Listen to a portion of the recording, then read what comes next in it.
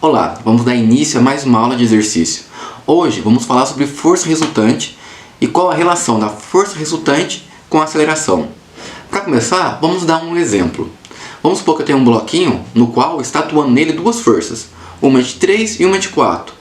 Eu vou colocar essas duas forças de algumas formas diferentes. Para começar, vamos supor que essas duas forças estão em sentidos opostos, ok? Na mesma direção, sentidos opostos. Vamos supor que eu tenho 4 para um lado e 3 para o outro. Qual que é a força resultante?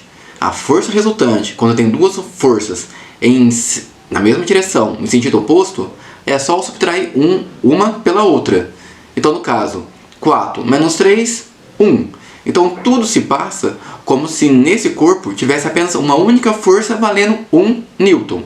Lembrando que a unidade de força é newton. Então, 4 newton para um lado, 3 newton para o outro. É como se tudo tivesse apenas, é como se nesse corpo tivesse apenas uma única força igual a 1 newton, correto?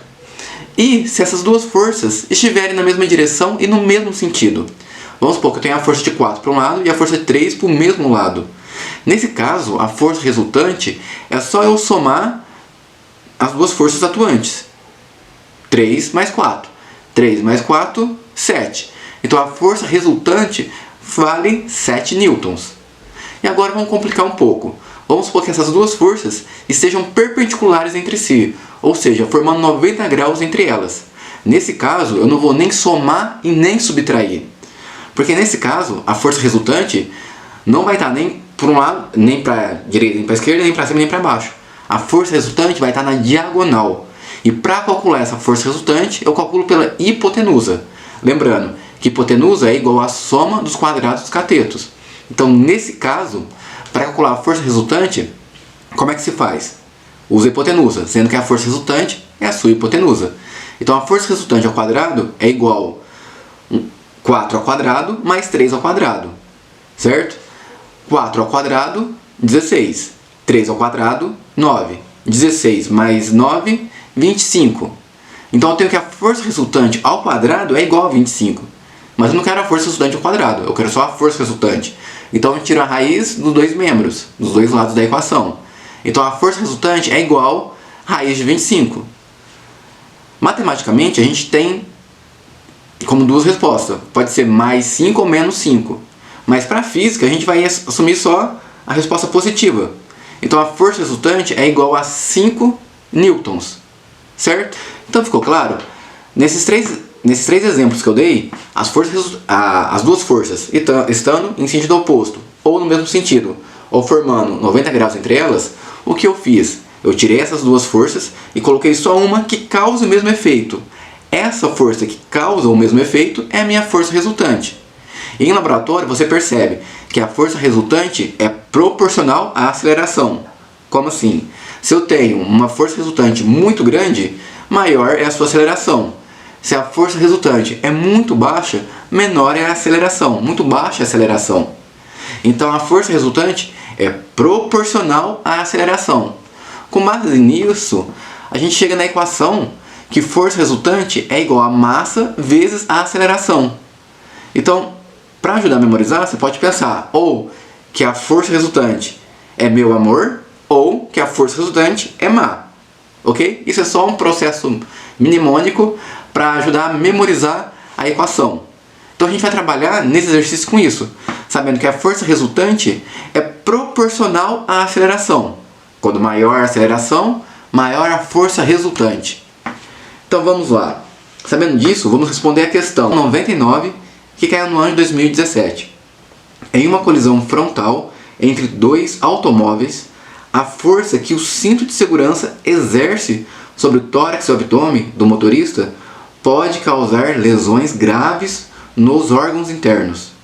Pensando na segurança do seu produto, um fabricante de automóveis realizou testes em 5 modelos diferentes de cinto. Os testes simularam uma colisão de 0,03 segundos de duração e os bonecos que representam os ocupantes foram equipados com acelerômetros. Esse equipamento registra o módulo da desaceleração do boneco em função do tempo. Os parâmetros como a massa dos bonecos, dimensões dos cintos e velocidade imediatamente antes e após o impacto, foram os mesmos para todos os testes. O resultado final obtido está no gráfico de aceleração por tempo. Então repare aí, a gente tem 5 cintos, né? Cinto 1, 2, 3, 4, 5. E cada um está representado por uma linha, ou tracejada, ou contínua, ou aumentando os traços. Então repare aí que a gente tem a aceleração em função do tempo, ok? Desses 5 cintos. E qual é a pergunta?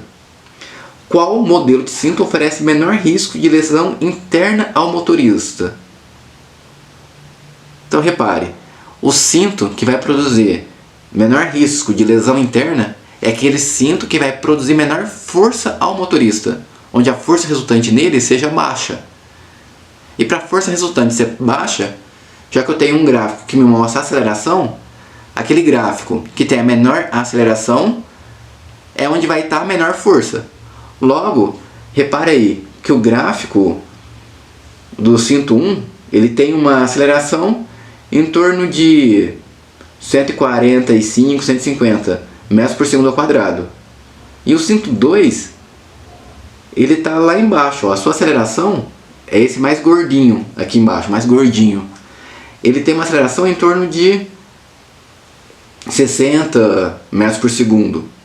E repare que esse, no cinto 2, é o que tem menor aceleração. Todos os outros gráficos estão acima dele. Ou seja, onde eu tenho menor aceleração? No cinto 2.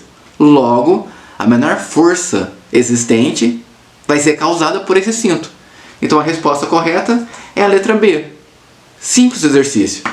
E repare que o Enem, ele gosta muito de gráfico. Com certeza vai ganhar algum gráfico. E de primeira vista a gente pensa que o exercício é complicado, porque em um único gráfico, né, só pela aceleração, pelo tempo, a gente tem 5 curvas diferentes. Isso pode complicar um pouco, achar que o exercício é complexo, mas não é. Então o que tem que ficar claro? Você tem que saber que força resultante é igual a massa vezes aceleração, certo? E a força resultante, quando você pega um corpo com várias forças, ou você vai somar as forças existentes, se elas estiverem na mesma direção, no mesmo sentido, para achar a força resultante. Se essas forças estiverem na mesma direção, porém em sentidos opostos, a força resultante eu vou subtrair uma da outra. E se essas duas forças estiverem com um ângulo de 90 graus, eu não vou nem somar nem subtrair, eu vou fazer a hipotenusa, certo? Então, memorize isso, a aula é só essa, te vejo na próxima aula. Tchau!